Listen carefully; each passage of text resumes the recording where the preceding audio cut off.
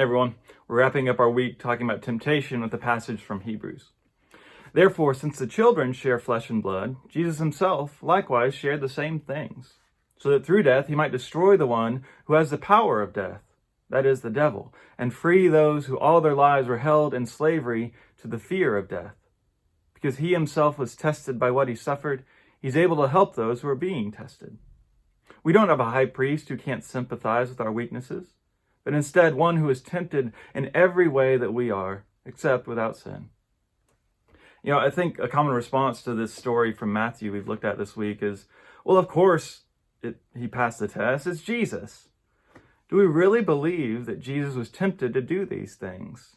I think we tend to imagine him like Superman, and, when the gangsters come up against him, they just start shooting at him and the bullets just bounce right off, and he just kind of shrugs and it doesn't matter to him. It's not like that. Jesus had to truly struggle with each and every one of these things, or else he didn't really take on humanity. He didn't really share flesh and blood with us. This isn't like Superman and bullets. This is his kryptonite. Hopefully this week we've put to rest this idea that Jesus' temptations aren't my temptations, right? It's possessions, pride, and power. They were just as tempting to him as they are to us. That's part of being human.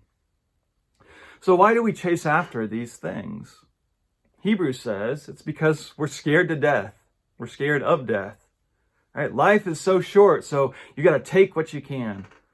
Or you're too important to die. God shouldn't let you suffer.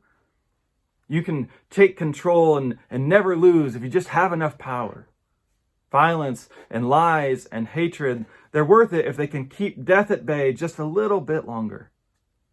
These are the fearful lies that keep us enslaved to sin.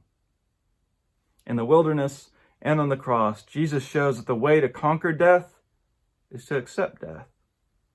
And of course that wasn't easy for him. But he shows that if we can die to ourselves little by little, being inoculated by daily little deaths, then we won't be so scared of the big death that we're all destined for. We won't be tempted to take when we're no longer scared to let go.